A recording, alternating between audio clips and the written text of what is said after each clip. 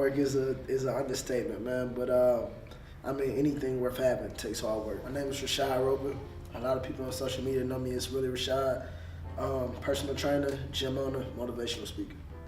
I actually got my start by I was training at Ironworks, and it was crazy because I was working 3 jobs at the time. Hated all 3. Winning, and I was kind of secretly working on my personal training certification while working those 3. And one day I just kind of got tired of it. Had to pick up, was asked to pick up trash in 18-degree weather, and I was like, nah, I'm not about to pick up no trash. That's not in my job description. So, make a long story short, I quit, and I went to every single gym on the Mississippi Gulf Coast, and only 2 replied back, and it was Planet Fitness and it was Ironworks. And so Ironworks said, pretty much, you won't work for us, it'll be kind of like a contract, so you'll be contracted. That still gave me my personal freedom a good bit, so I could start working when I wanted to, I could stop working when I wanted to, and I could kind of design my business the way I wanted to. So Ironworks, that's where I got my start. I think the gratification that I got from helping my dad, he had open heart surgery, and so seeing him to the point where he couldn't even really walk 5 steps, to the point where he was working out like on an everyday basis, and helping him get from one point all the way to a whole nother point. And so it was just really the feeling I got, and I was always in fitness. People used to tell me like, man, you should think about training, you should think about training. I'm like, nah, like that's not me, that's not what I want to do. But turned out that I really had a passion for it. So I can remember, being in a gym and training people and thinking like, man, I get paid for this. So it was different, man. It was a different environment than your average workplace, because you had so much freedom. And so, man, I got to work with a lot of people, and that really motivated me to be able to kind of, learn how to, do business. I was learning on the fly. I had nobody to teach me. So, and I just realized, I was like, I really admire, how, they run it, or they have their own thing. I would like to do my own thing. And of course, like whenever you decide to do your own thing, like you want to, add a couple of tweaks here, tweaks there, like, man, I would like to do it like this. And so it just kind of molded me, but it was definitely a different experience. Our interaction is very important, because I was once told that everybody ticks different. And if you can find out how different people tick, then you can help push them and motivate them in different ways. Some people are more competitive. Some people need you to kind of, hug them and tell them like, hey, you can keep going, and some people, they like to just be kind of left alone and do their own thing, but you just kind of learn. And so I felt like with the handshakes, with everything, it's all about kind of building like a bond, and like almost like a family, because like for me, like that's what it is. Like these people are my extended family. I really don't call them my clients, my customers. They're like extended family. Like they can call or text me about anything, like because they just know like that we have that type of relationship, man. I feel like whenever you build that type of bond, especially when it comes with fitness with your clients, then it's different, man. Because the biggest thing is getting them to trust you, because like you can tell somebody like, hey, look, eat this, eat that, do this, do that, and at the end of the day, if they don't trust you or respect you, they'll be like, man, forget that.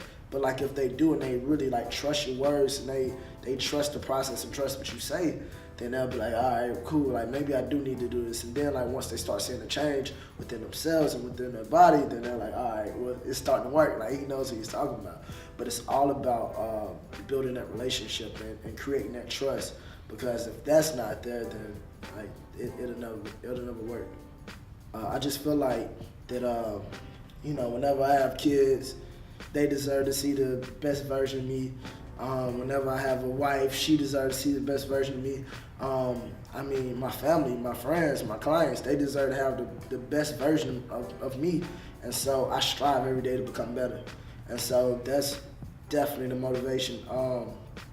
Because there's been times where, I dreamed to be in this position, And now that I'm in this position, I dream to be in a whole other position. So it's always like, what's the next thing, and how can I become better? Never getting stagnant. Like I definitely believe like when I'm 60 years old, I'll still have like crazy goals and people looking at me like, what? Like, dude, you're 60. Like, chill out. Like, just like, you know, you don't have to do anything else. You're accomplished enough. But like, it always have to be some type of driving force. So it's just becoming the best version of myself. And I feel like that you can never stop growing until the day you die. So I think I keep a positive attitude because I know how bad things can be. You know, like even though we talk about the blessings and we talk about, you know, all the great things that happen, there's been a lot of bad times in my life as well, you know, just like everybody else. Like for me, man, I lost it all before. I lost everything I had.